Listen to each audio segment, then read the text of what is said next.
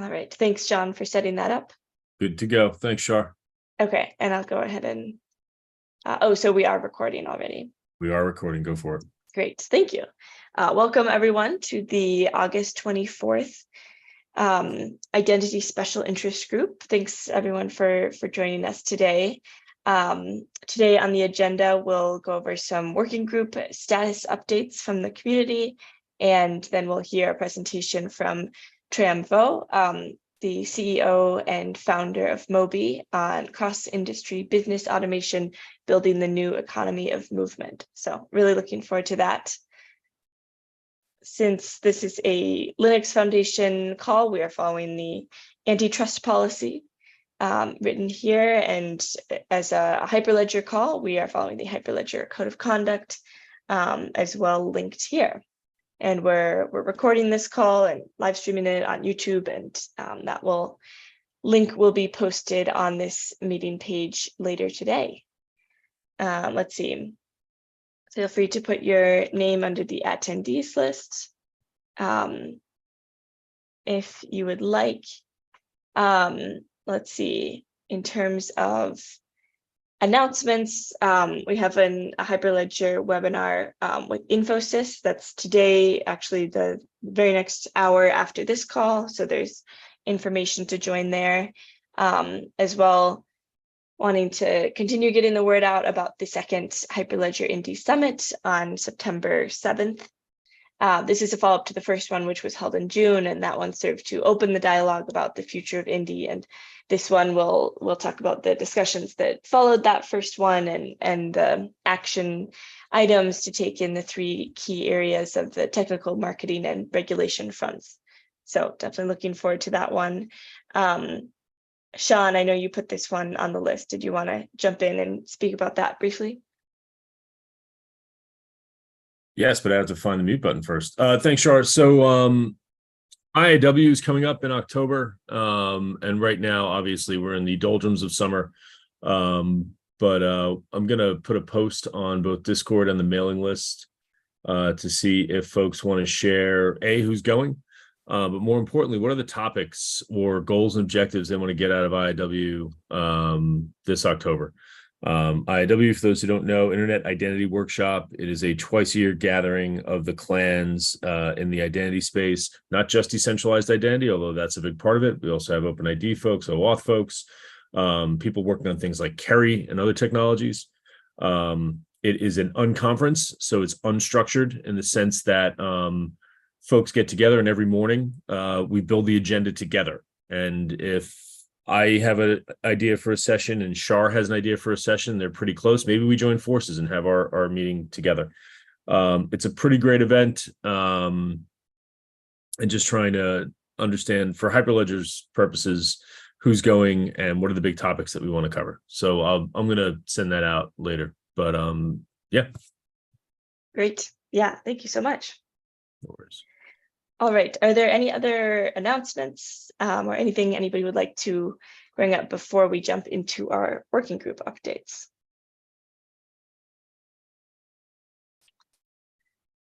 All right, let's see. So today we're just going to go over highlights from working groups that we track, and then leave time for anyone to speak up if they would like to report on specific updates from working groups that they're attending or knowledgeable about. And so we'll jump right into that, and then leave time at the end for anybody who wants to elaborate or bring up other progress updates. Let's see. So in the Aries working group, they've been talking about DID rotation and DID peer 3, and coordinating the update of unqualified DIDs, as well as Aries marketing. I know there was a survey that went out recently, so discussing the results of that. In Aries Cloud Agent Python user group, talking about using public DIDs like DID web DIDs for DIDCOM connections and unqualified peer DIDs in Akapi. Lots of PRs as well getting merged in during the Akapi maintainers meeting. So it's been great to have that as a separate time to focus on getting those moving separate from the user group meetings. let's see, in non-creds, they're talking about removing the URSA dependencies there, as well as URSA has been end-of-lifed and split out into the different projects that it serves. So that's a highlight of some of the Hyperledger working group status updates.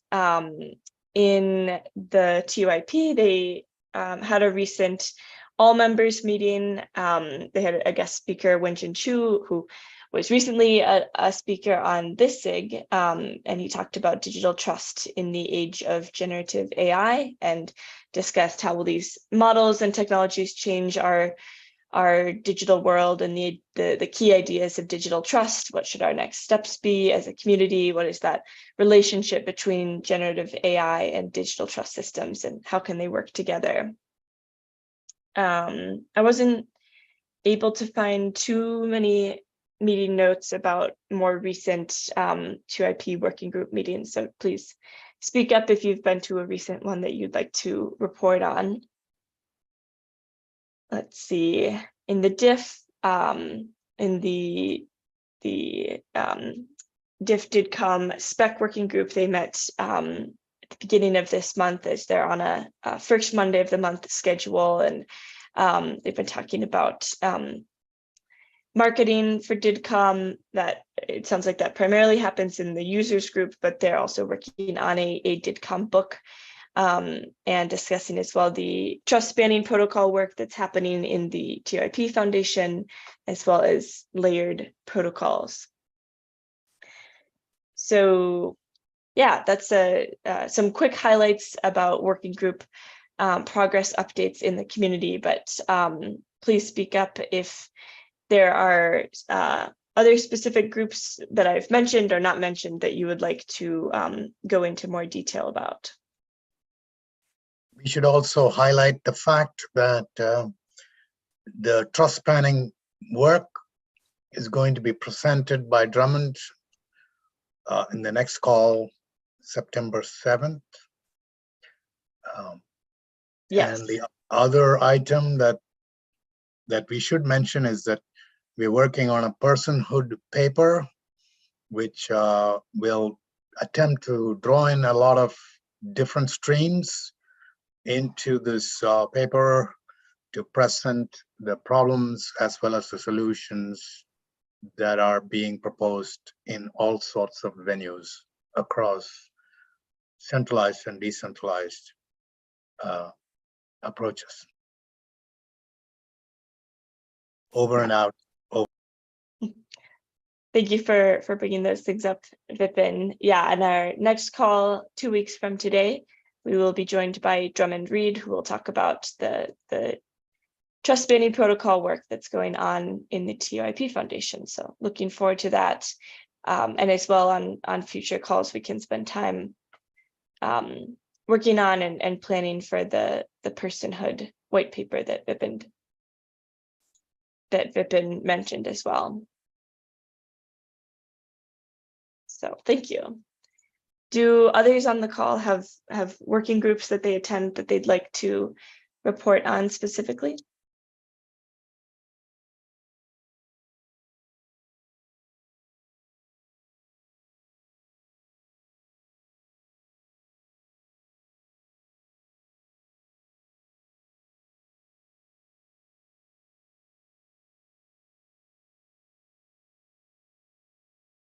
All right.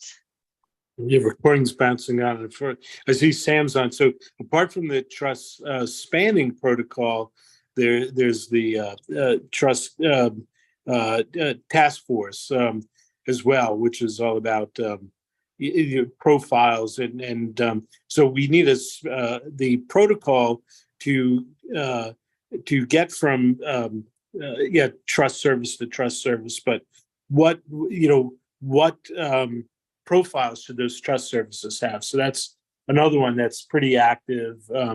That's getting stuff done. So I think that's important. And then I don't see Matthew on here setting up the credential exchange formats. So that's out there. We have there will be a blog post in the next couple weeks. We have some level of maturity, but we want to get that out so that others could chime in on credential exchanges that they're familiar with and add them or update what's out there. So that blog post should be coming from Trust Over IP soon. Oh, that's great. Yeah, thanks for that update.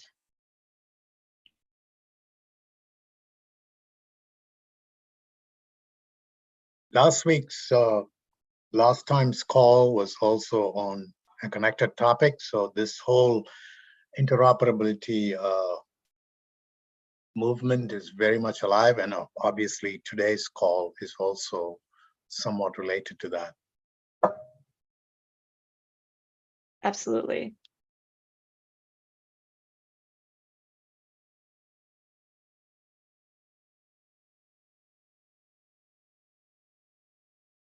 Any other working group status updates or announcements that anybody would like to give before we jump into the presentation?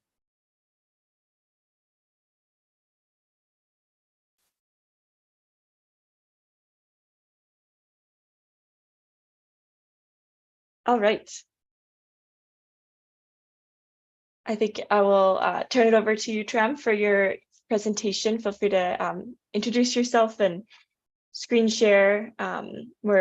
We're very glad that you are joining us today. Thank you. Can you see my screen okay? Yes.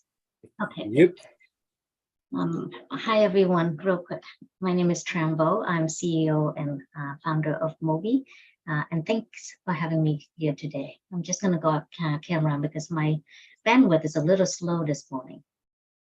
We depend too much on technology. Speaking of technology, full disclaimer, I am not a technologist. My background is actually in chemistry, and then I went on to art conservation. I worked for many cultural heritage organizations around the world, such as UNESCO and the Getty Trust in Los Angeles. Did many cultural preservation projects in the Middle East, Eastern Europe, South America, and Asia. And for a while there, when I was traveling a lot to those destinations, my friends will jokingly say that I must work for the CIA instead of cultural heritage. In 2018, along with my co-founder, Chris Ballinger, we launched MOBI, a smart MOBI consortium. During the presentation today, it's very casual. So if you have questions, go ahead and ask during the presentation. Don't wait until the end. So let me proceed here. A brief history about MOBI and why we are working on cross-industry interoperability and business automation. I'll use the two terms interchangeably, interoperability and business automation. So although we launched in 2018, most of our history went back to 16 and 17.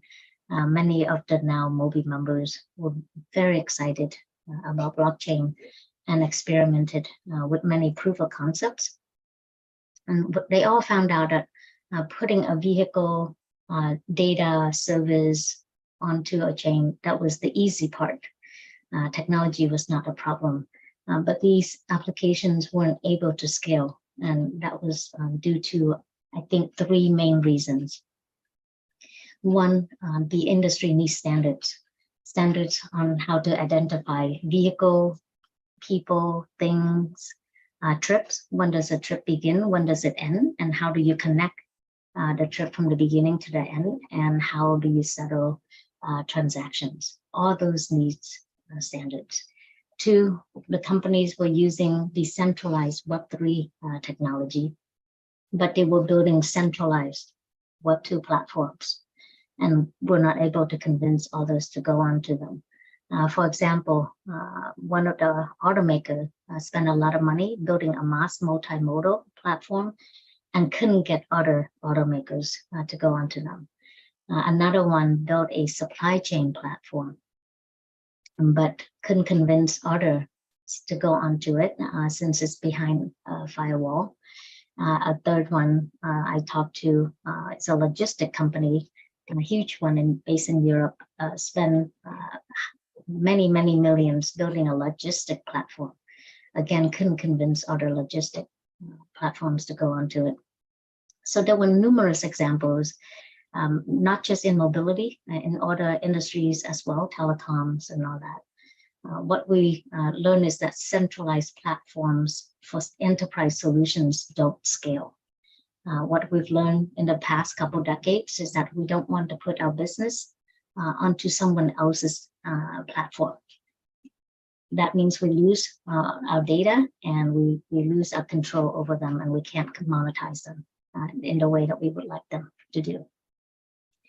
And the third reason is that although most anything can be put onto a blockchain, however, most things like customer PII and business sensitive business information should not be put onto a chain. How blockchain is used is critical. We think, well, for example, every culture has a chicken and rice recipes, right? If you Google it, there's hundreds of different ways of cooking chicken and rice. It's how you cook it is what matters. So at MOBI, we use blockchain only for decentralized identifiers or DID registry.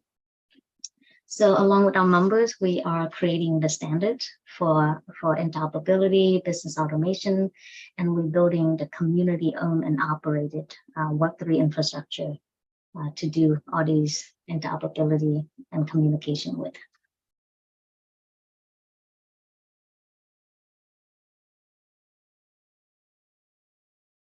So why is cross-industry interoperability important? Most of the productivity gained in the last 50 years came from business automation of internal processes, and that was just digitization. So very little was from automation of extended value chains involving unrelated or untrusted parties. Even for those, they tend to be with a couple or a very small group of organizations using centralized platforms. And therefore they're not scalable to industry-wide, much less cross-industry. Across the connected ecosystem, there are hundreds of thousands, if not millions, of service providers and governmental agencies. They all have their unique databases, their processes and their regulations on how to handle business and customer data. And some of these organizations are billion-dollar organizations, billion-dollar companies, and some of them are small mom and pop that operations that provide services like Smart Jack, for example, or making the nuts and bolts for the operation. So to automate these extended value chains across all the different industry, we need solutions that are affordable, that has low barrier to entry for everyone. And of course, we need verifiable identity. I don't need to tell this working group that, and claims that are recognized and accepted by all industries. At MOBI, we are currently working with telecoms, insurance, grid providers, and semiconductors consortia as well. And we continue to talk to other industry. Open to talk to any industry that you could think of. Would love the introduction. And the big picture from the beginning has been the same for us until now, is that the convergence of the technologies you see here on the screen will permit any entity, a person, a vehicle, a device, or a piece of infrastructure to have a trusted identity that can directly communicate and securely transact with another connected entity. And in doing so, not having to go through someone else's centralized platform. And trusted identity, once you have that, and you link it with location into a verifiable trip, that will enable a pay-per-use economy that we call the new economy of movement. I don't think we need to talk about why this is important. I think everybody on this call agree that trusted identity is important. And I think everybody have seen this cartoon. It was published on July 5th of 1993, which is pretty insightful considering that same year, a few months before that same year, April 30th of 1993 was the first time the World Wide Web was made available to the general public. So just a few months later. And I think we all have seen this cartoon. So I can skip that slide. For cross-industry interoperability to happen, the solution needs the 5 things that are listed here. We need zero trust authentication. So that means every entity must be identified and authenticated for every transaction. And all data and credentials and claims must be verifiable. Data privacy, of course, for regulatory compliant, and the ability to limit access to intended recipient only, data security and selectively disclose. We want to push the data to the edge. We don't want to have to open up the databases to do transaction. We want to push the data out and do edge transaction, and the ability to selectively disclose and verify information at the moment of transaction only.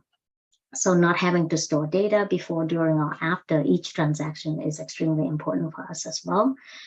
Don't want to be a honeypot for any cybersecurity risk. We want the solution to be affordable, interoperable, scalable, and extensible.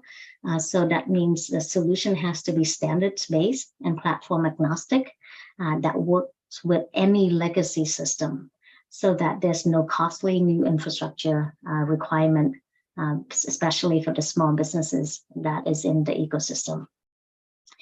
And decentralization here, I'm not talking about the technology.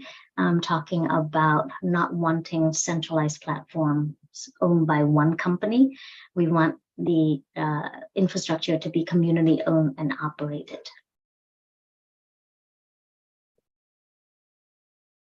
And to address all the requirements that were listed in the previous page, we've been working on the solution which we call the self-sovereign digital twins, or SSDTs. The concept of digital twins was introduced by NASA back in the 60s.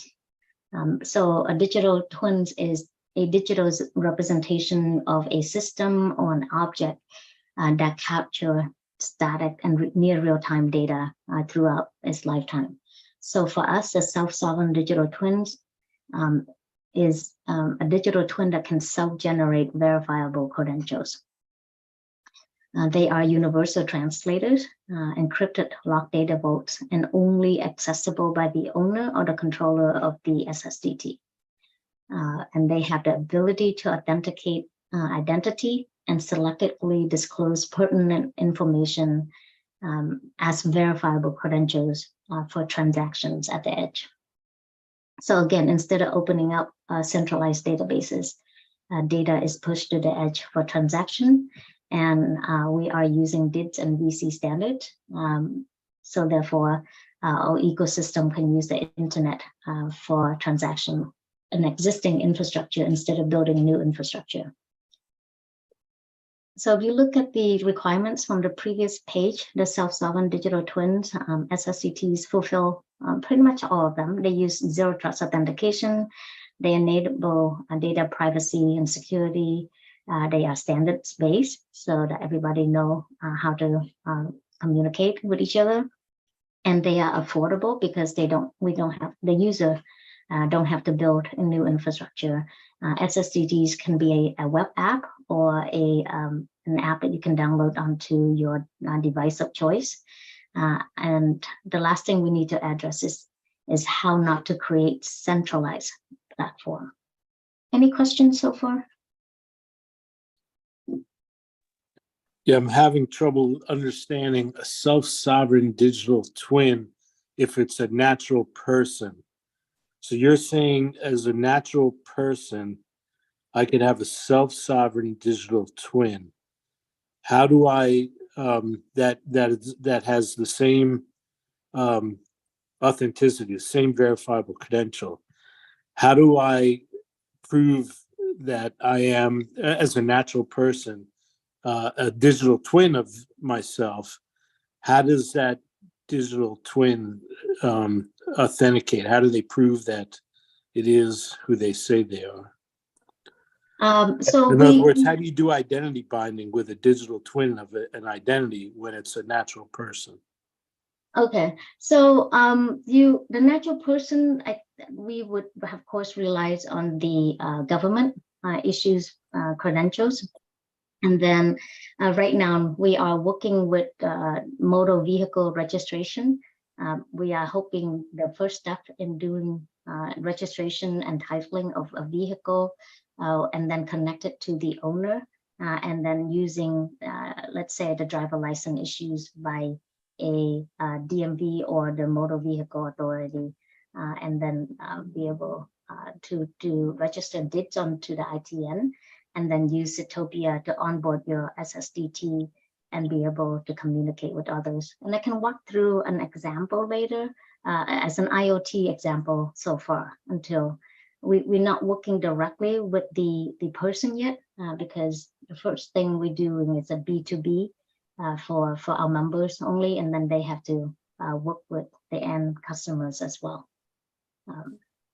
So I can walk through that authentication as an IoT, and I think the person would be the same thing. Daniel, Yeah. I get the feeling that the digital twin concept is not just limited to natural persons. No, I think digital twin is everything but natural persons. If it's an IoT, a digital twin is, or of a vehicle, it's probably VIN based, right? A digital twin of a thing is usually serial number based or MAC address based or something like that. But the digital twin of a natural person is, I come from a biometrics background, is behavioral or biological characteristics. I don't know how those are digitally twinned unless you have literally a twin, which has a very similar but different DNA. Anyhow, that I could see an SSDT for everything but a natural person. I just don't buy it. But anyhow, that's just me. So I see the SSDT as a file cabinet, and I can generate an SSDT, and then let's say I bring my vehicle to a maintenance shop. The maintenance shop switch out the battery for me, and the maintenance shop then would give me a verifiable credential that they sign and I sign, that they switch out a battery for me that has a 3 years warranty. Then that is a verifiable credential that I can store in my SSDT for future reference, for example. So I don't see it as like a thing that can act on my own. I still control it, and I can use it to store verifiable credentials for anything from my driver license to the maintenance of my vehicle, to my doctor appointments, to reservations for restaurants. And I don't want to dwell on this, but what you described was a wallet, not a digital twin. But the digital twin, by definition, is a digital representation of an object or a system. So if you can do that collect data, statics of near real time, and then you can have it generate a verifiable. No, well, I don't know. Like I said, I don't want to dwell on this. A digital twin of a vehicle, let's say, is so that you want to do some modeling and simulation without the real vehicle. You create a digital twin of it with all the characteristics that you need for this simulation, let's say, or this training exercise. Right. Correct. So that's the digital twin. We are now doing a self-solving digital twin. Again, this is the closest terminology that we could come to describing it, but it is a new concept, so it's hard to describe it in different ways. And I'm open to hear what you think also. The fact that it is a wallet does not preclude it from becoming, I mean, a digital twin is too much said, but, because it may not contain everything about the object that it's representing, meaning it's not a faithful digital copy of every characteristic of the physical object, including a natural person, which is sort of an impossible dream in a certain sense, because the physicality of the world precludes us from creating a true digital twin. But for the purposes of business interaction, there are certain characteristics that are more important than others. And those may be put into a wallet, and even the wallet could be, as Tram already put it, because it is a edge-based system, that could be the repository of a digital twin, a wallet. So there is nothing that says that a wallet cannot be used to implement a digital twin. But again, the So, oh, go ahead. Go I'm ahead. sorry. Go ahead. I mean, my main point is that there is not going to be it is a digital twin in the sense that it is going to be a reduced but significant repository of certain characteristics, including a reflection of a real-time nature. Meaning, if my net worth falls below a certain amount, then obviously that is going to be reflected in my financial profile, so that I cannot make certain types of transactions, or if my net worth goes above a certain amount. But that doesn't capture me as a person completely, obviously, and nor can it purport to capture even as prosaic an object as a car, because the car, yeah. So that's all we are saying. Yeah, I agree with a lot of things you said. I even in life, we all have more than one side that we don't allow one person to see everything about us. So one person might see one side of you, and another person can see another side of you, and I think it's we calling it this, but we have a very specific definition of what this is. Just like any paper, you have the glossary up front, and we describe what a self-solving digital twin is for what we're doing. And essentially, what you see here is there's Satopia and there's ITN. ITN is only for DIDS registry, and then Satopia is where the self-solving digital twins reside and be able to issue verifiable credentials.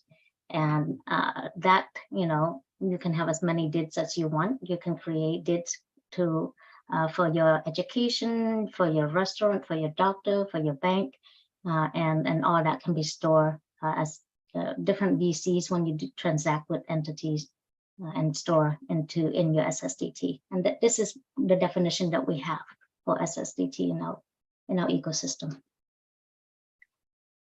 So let me go back to that real quick.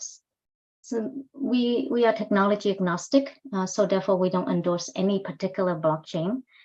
10 years from now, we don't know which blockchain is going to be around. So I still have a floppy disk that has my thesis on it. So this is why. And then also the proof of concept from 15, 16, and 17 prove that blockchain works for what we're trying to do. So that's not the most exciting or important thing.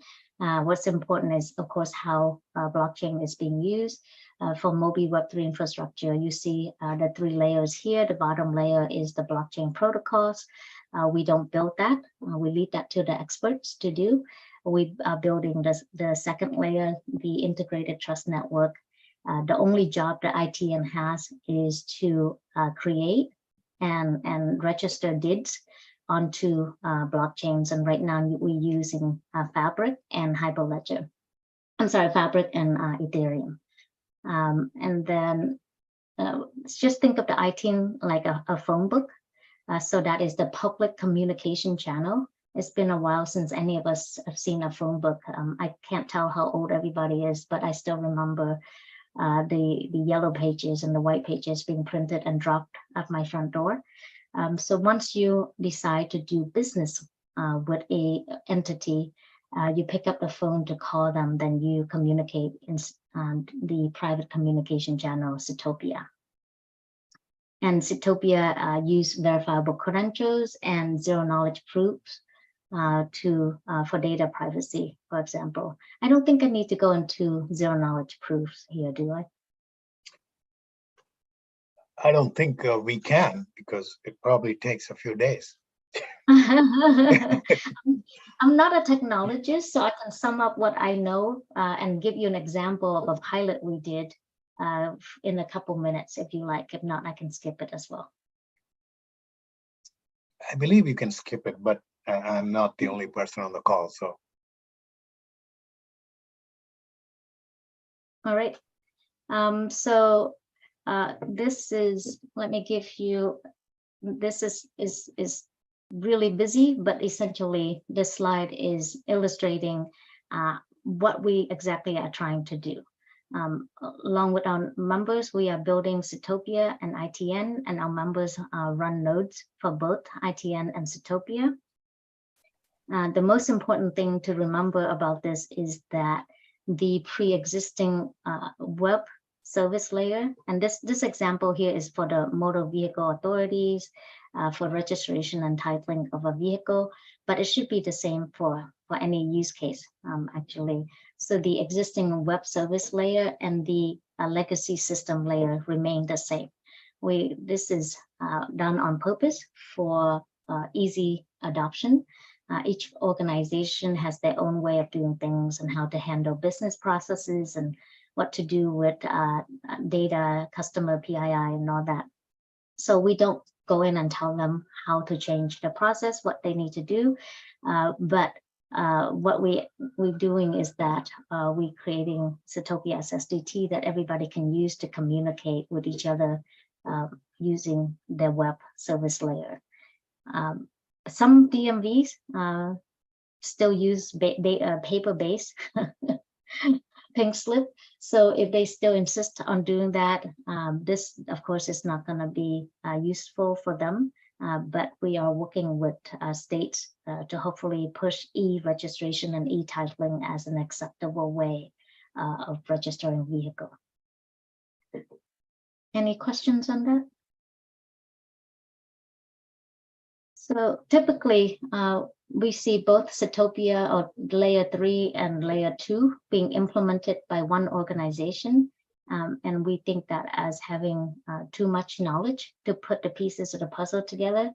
So we actually split that up into two different organizations. MOBI members in good standing have a little bit of each of the company. And of course, later on, maybe in a year or so, we'll open it up to outside funders as well. And then, of course, the VC arms of MOBI members as well. Because we can't do this based on membership dues alone. We've been doing that up until now. MOBI working groups, we have a few, as you can see, and we've been working on many different standards. They all involve DIDs and VCs. And we have done a few pilots. Recently, we completed last year a pilot with the EU Commission, and the EU Commission was interested in a vehicle self-verifying the carbon dioxide emission that's coming out of the vehicle and report it to the European state and of course the Commission as well. And then another pilot we just finished this year was for the dealer floor plan audit. The dealership, every dealership that you come across that has vehicles for sale, every single vehicle is financed by a finance company, could be a bank. And the finance company wants to know that the vehicles are still on the lot and has not been sold. There are a few bad apple, as always. There's some dealership that would sell the vehicle and they don't return the money to the bank right away as agreed upon. They sometimes keep the money to do other things with it. So because of that, a lot of the banks would send somebody physically, and what they do is counting cars. And that process is manual. It can't be done that often because somebody has to physically be on site. And it's not very trustworthy as well, because sometimes dealers can bring the vehicle back onto the lot and to be counted. And according to Accenture, if this process can be automated within the US alone, we can save up to $500 million a year if we don't do it manually. So what we did was that we had the self-sovereign digital twins of the bank, of the lenders, and they ping the vehicle and ask the vehicle, are you in this geofence location? And the vehicle and the geofence location is a pre-agreed upon as the dealership. And the vehicle would answer back saying yes or no, I am in the geofence or not. And if it's yes, fantastic. If it's no, it could possibly be driven around by a potential customer as a test drive. And location, as you know, is PII. So nobody wants to store that. Let's say the vehicle is being pinged every hour for 3 days straight. And at 3 a.m. on each day, which is when the vehicle should be on the lot at 3 a.m. And if the vehicle keeps saying, no, I'm not, then there probably is some problem and the lender needs to follow up with their own protocol as what to do next. But if the vehicle is around at night, then it's a safe bet that the vehicle is still on the lot and not been sold out of trust. So that was a pilot that we did recently. Well, any questions on that? So I can stop right here, or I can go through an example of how we do a verifiable credentials between an organization and a battery, for example, if you want.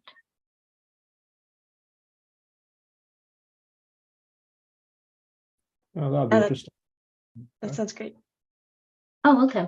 All right, so this is not meant for you to read, so ignore the small font. I'll walk through real quickly about right now. I don't know if you heard of the battery passport requirements yet. So government either make policy that are carrots or stick, right? And so in EU Commission have been talking about this for a few years now. They just signed a regulation recently that say by 2027, any company that bring a battery into the market for use, and it's not just for vehicle, it could be for your cell phone and your computer as well. If you bring the battery into circulation for being used, you have to provide a battery passport for that specific battery. Goes back to where the minerals was mined, was there child labor or not, how much recyclable material do you have there, and the requirements is by 2026. There are three things: cobalt and nickel and copper. There's certain percentage that have to be recycled by the manufacturer. So a lot of data has to be going into this battery passport. And if you don't have that, you are not allowed to sell the battery in Europe by 2027.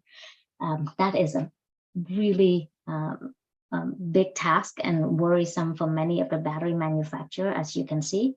And then in the US, there's another policy. If you buy a vehicle that was made in the US, an electric vehicle, then you get $7,500 incentive cash back. And right now, what auto manufacturers are doing is they have the engineers sign these verifiable credentials, physically signed to attest to the fact that the vehicle was made in the US.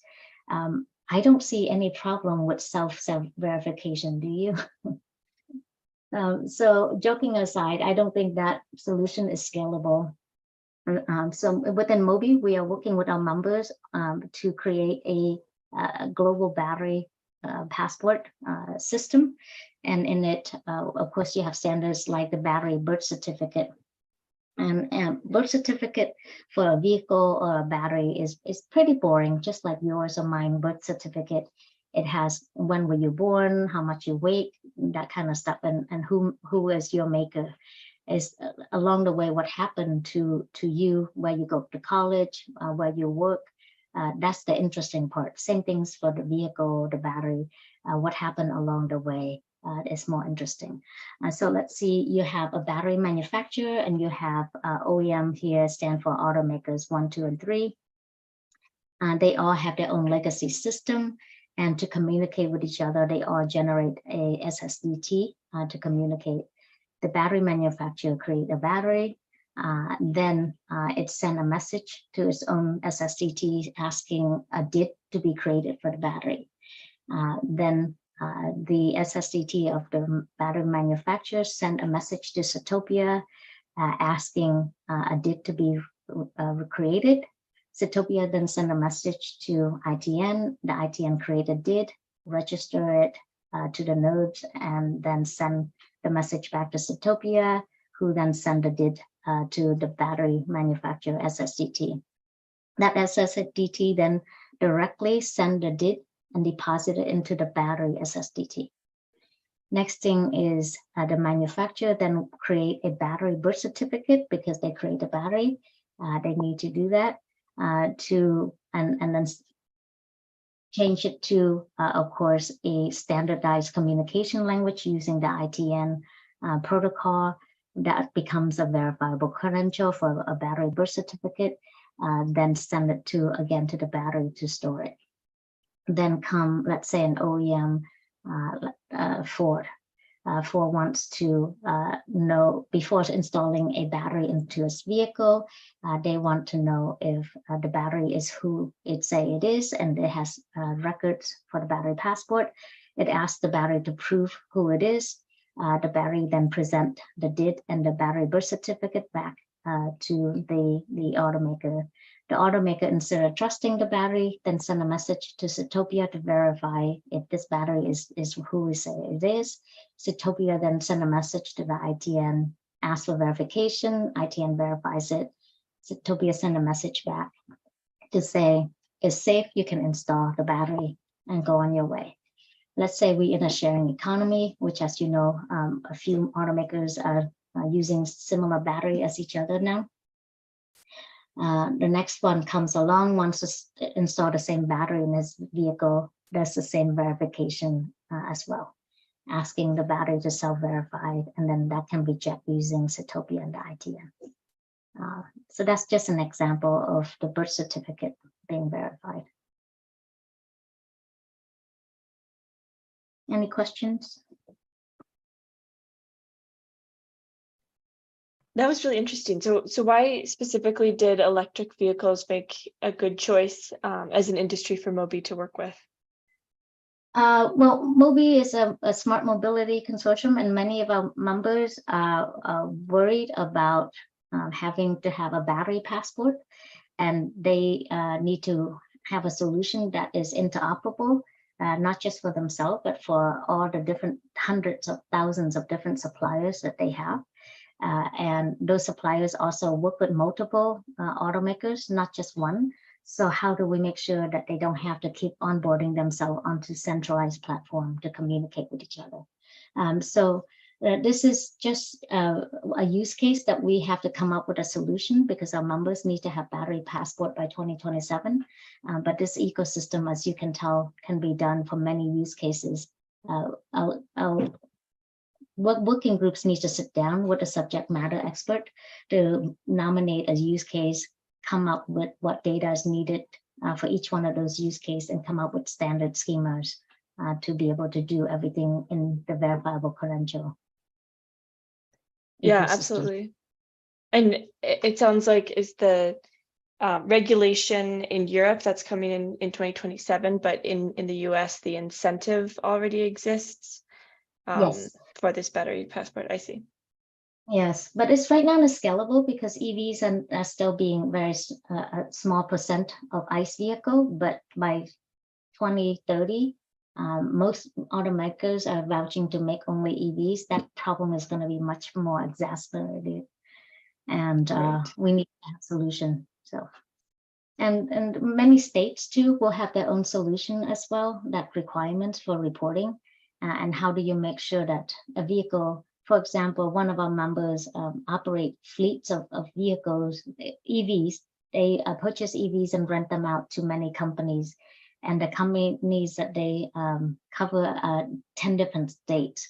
And right now, the problem is that when they transport a vehicle from one state to another, the states don't talk to each other. And so the registration and titling is a mess for them.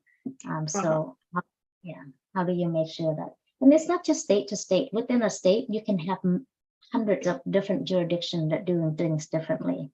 And that Right. driver, yeah, their plate is going to look different too. So.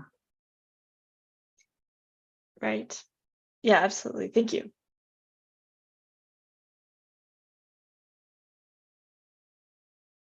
But in terms What- of getting the, driving from state to state, doesn't the infrastructure exist already for that purpose, especially for larger vehicles like commercial trucks, and also for private cars that, you can drive. I can drive to LA without too much trouble.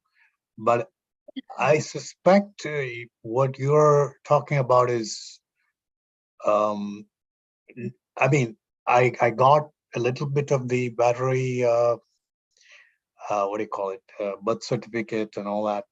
But isn't there more to be done in terms of the source of materials, not just where it was manufactured, and which are obviously also impinges upon all manufactured goods, because they are usually sourced from multiple places, some of which have problems because of slave labor or, other kinds of sanctions. Definitely. So yes, so the battery passport has to have a lot of that information, where the material was mined, no child labor was used, all that. So that needs to be verified by authority, and then the authority usually has vendors that they approve. So whoever make the battery needs to work with authorized vendors that can go in and assess. And then that has to be a verifiable credentials that enter into the system. So this is just one example of a verifiable credential. A battery along the whole lifetime can have hundreds, if not thousands, of verifiable credentials stored in this SSDT. As for vehicle, yes, you can drive from one country to another, from one state to another. But the registration of the vehicle is required by every government, that you need to register and pay a tax on it every year, registration fee. And then there's insurance as well. For example, within the US, you cannot register a vehicle unless you have proof of insurance.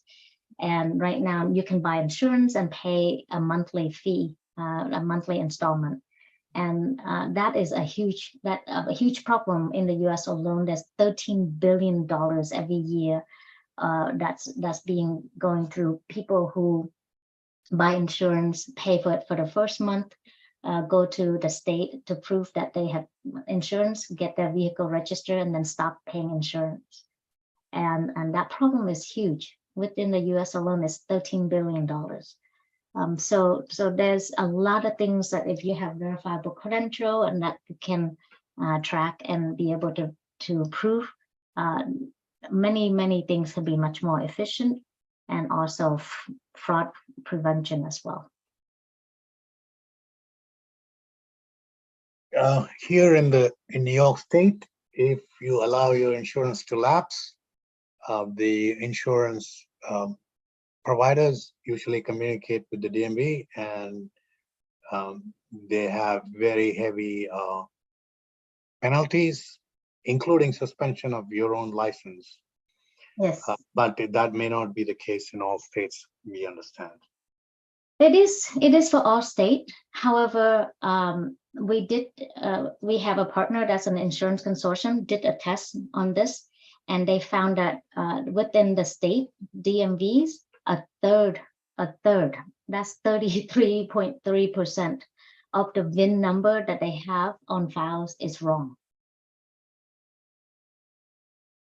Well, So yes, we have the laws and we have penalties, but the reporting in real time is really hard. And state have laws that if a lot of time, by the time they get the report, they're not sure if it's correct anymore. What if somebody else just move on to a different insurance company? There's no way for them to communicate in near real time to get near real time data. And that's the issues that states are having.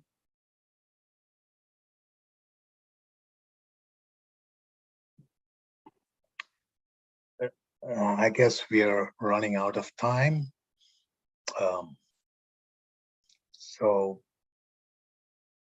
I did have another question, which was to do with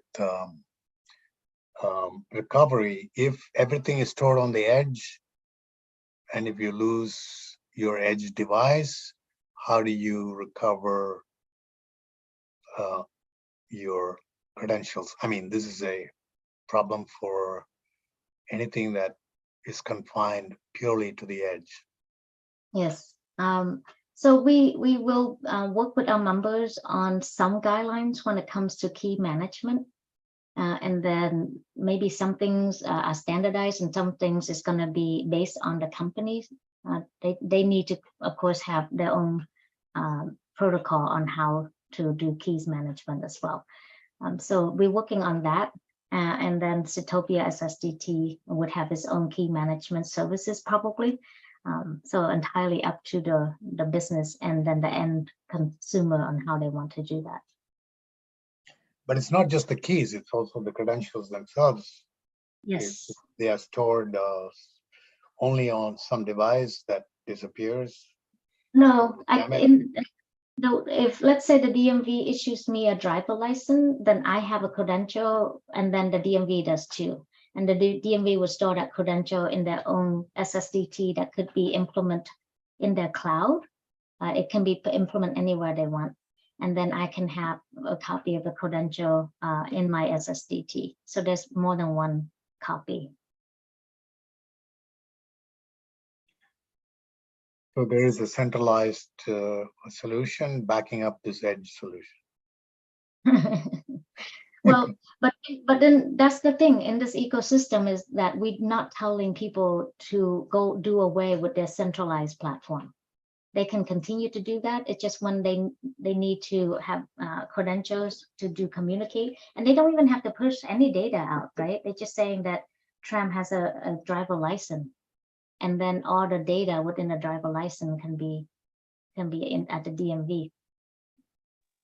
I mean, we see this with natural persons. If I have 10 different, and I think this is where Vipin was going, if I have 10 different verifiable credentials from 10 different issuers, what Vipin's asking, I believe, is, well, if that goes away, if my wallet goes away, which you continuously call an SSDT, I have to go back. Each of those 10 issuers might have what you're calling an SSDT.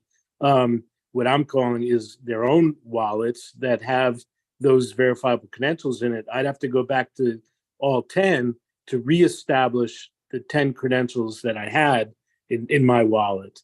I think that's the question. And what you're saying makes sense, that the issuer preserves a copy of what they issued, but the individual or the automobile in this case is the only one that has an aggregate of all the VCs that it got for its battery, for its insurance, for its OEM status or whatever.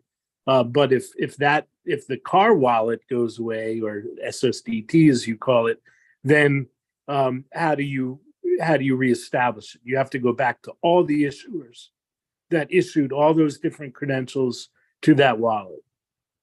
Yes. I think every single use case need the expert to sit down and determine how these things are done. And I'm sure it's not going to be very different from how they are done now, except it will be done using digital and verifiable credentials. And so all these business processes need to be standardized and be able, and the front app, the UI needs to be built as well. So I can't answer for every single credentials, but in the ecosystem, the way we are thinking it through is everything has to have a data standard. How do you reissue a VC? How do you claim something? That needs to be done within the working group to work out the process. Yeah, fair enough. I mean, as we're talking here, my example of a natural person, there, if there's some transaction audit that I could go back to and say, it doesn't have the PII of what credentials were issued, but the fact that I have these 10 or 12 or 17 VCs. So if my wallet ever went away, I could go back to that transaction audit on blockchain or some verifiable data registry. So I could rebuild my wallet and say, oh, I go back to these 17 issuers to get those, something like that. But yeah, as you said, it's some business process that has to be established. Definitely. But the internet is only 30 years old, and look at how much we have done already. No, the World Wide Web the internet was started in the 60s. Like yeah, me. 69, yes. Yeah. First. So yes, the World Wide Web, 30 years old, and look at how much we've done so far with that. I have a feeling in 10 years, this will all be natural. Right now, it's exciting. We're working on it from the beginning. Yep. I think that's why we're all here. We agree. Or at least I do. Yeah. Well, there has to be some kind of a user experience solution, which is relatively frictionless. Instead of spending 20 hours on the phone with 10 agencies, you may be able to do this with a push of a button after a certain cliff is, of verification is passed, like, for example, through one of your methods, Dan, the, a biometric, which everybody is afraid of, but looks like that was the only thing that was possible to be implemented at scale, for example, in India with the Aadhaar and other things. Of course, they have their problems, but you need some underlying infrastructure to be able to do all this. Yes. Yep.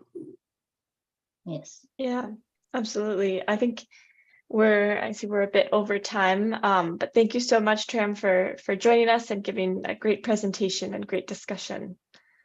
Thank you all for having me. Have a good rest of your day.